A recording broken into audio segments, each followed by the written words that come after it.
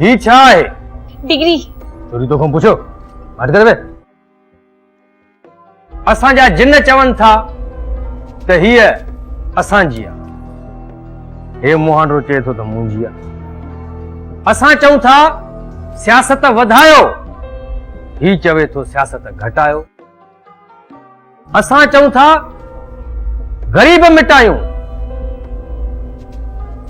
ही चवे थो न गुरबत मिटायो।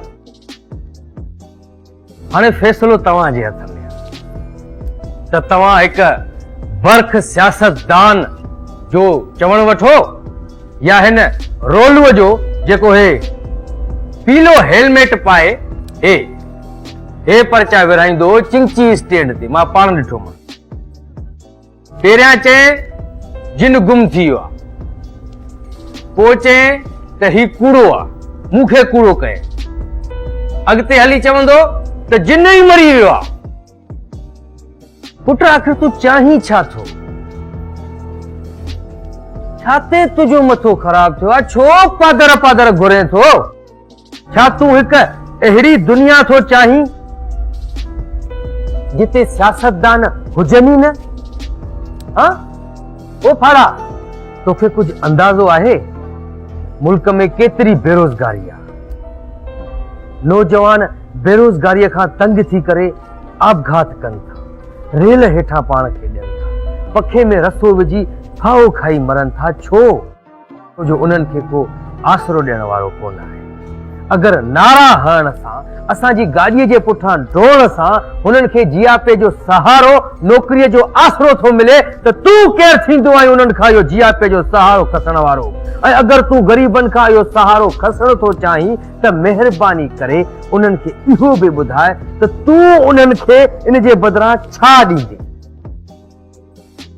न हे चवंदो वतंदो आहे न जाते काथे त रांग नंबर आहे, रांग नंबर आहे, कूड़ो आहे, कूड़ो आहे। अॼु मां हिन खे कूड़ो कंदुसि।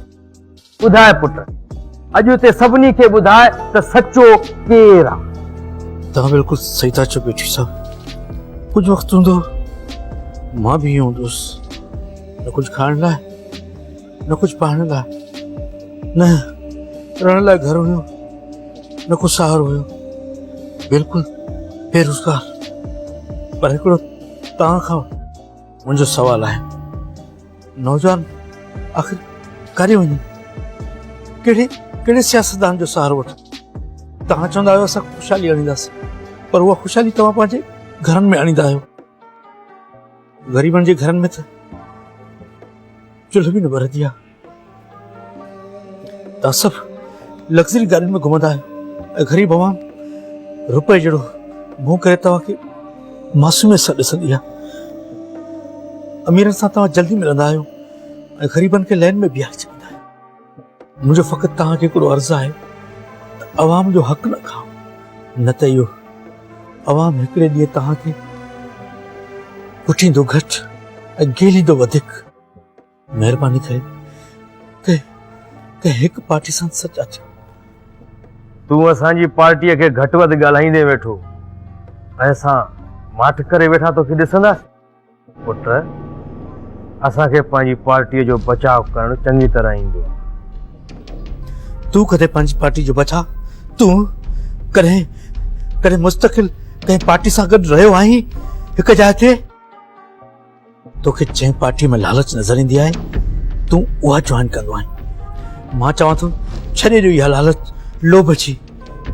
किथे ईअं न थिए त अवाम मरी न वञे ऐं ज़मीन ते रुगो सियासतदान ई रहिजी वञनि।